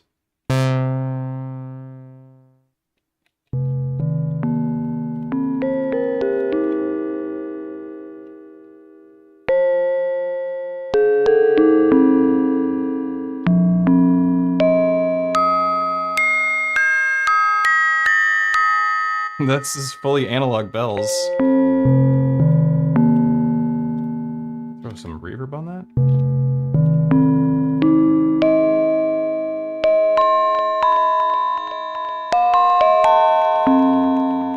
Awesome, right? Oh my god.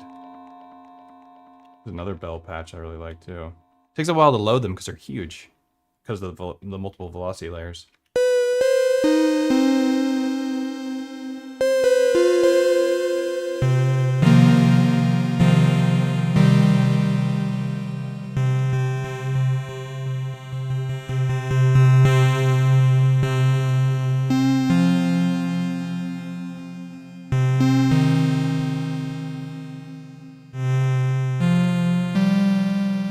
Sounds so good. There's a couple here that are just born in the 80s. Here's a good one.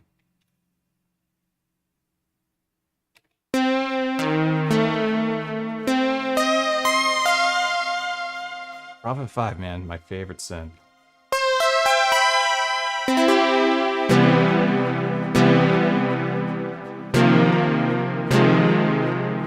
Let's go this chord mode real quick.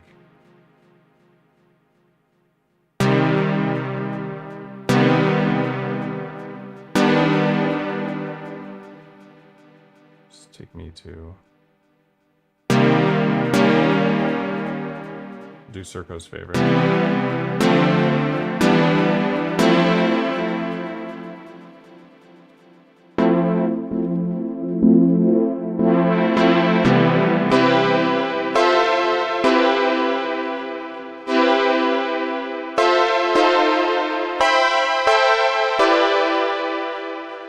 Let's make this delay ping pong. Oops. What am I doing? There we go.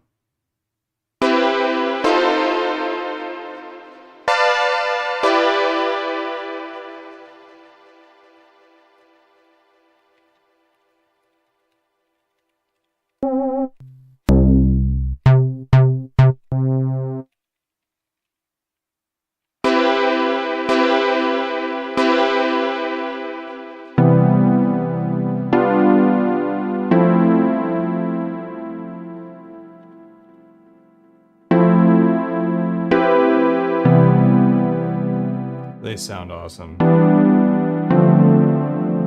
Anyway, there's a ton of them, and they are very big, so the file is enormous. I'm still trying to figure out how I want to store it and be able to give it to people, but this will be coming out very soon. This is the Prophet Keys multi-sample pack, 4 velocity layers, every 3 semitones sampled on the Prophet 5 from my home studio, sampled through my RME Fireface 802 interface into the Tonverk. And it took a million years to do because each sample was about 10 or 12 minutes of sampling, and there's quite a few of them. So look forward to that if you're on the Patreon, and also be available on Coffee and my little shop on my Patreon as well. I want to say thank you for everybody for stopping by. My name's Matthew, aka EZBOT. I do live streams every Thursday now, but sometimes I also do them on Tuesday. If you want to do private lessons with me, you can visit ezbot.live and find private lessons. You can book private lessons from ezbot.live. Sorry, stumbling over my words there. I also have a Patreon. That's patreon.com/EZBot, and that's how you support this channel directly.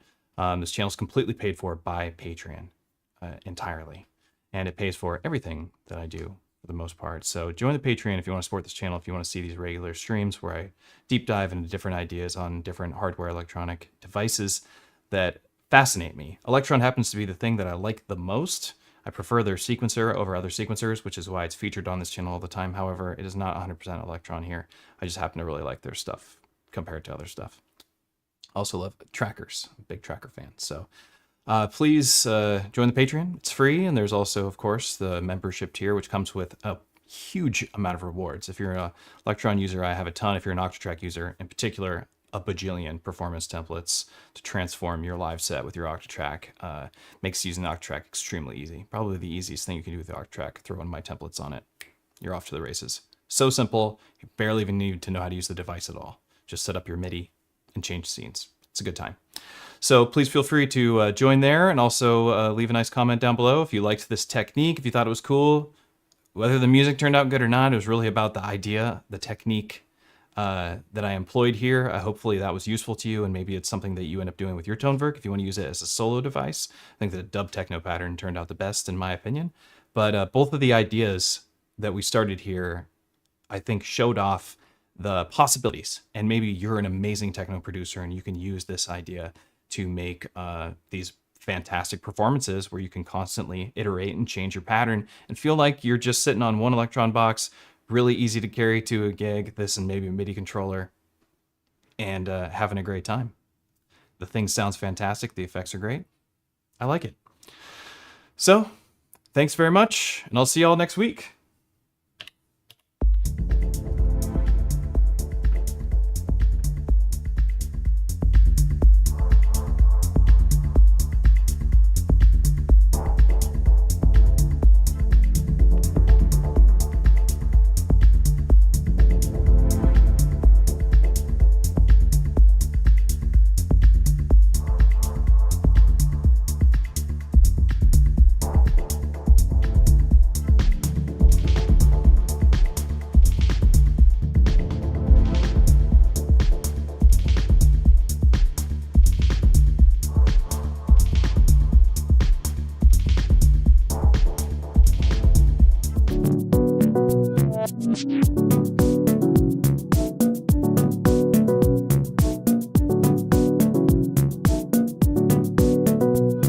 You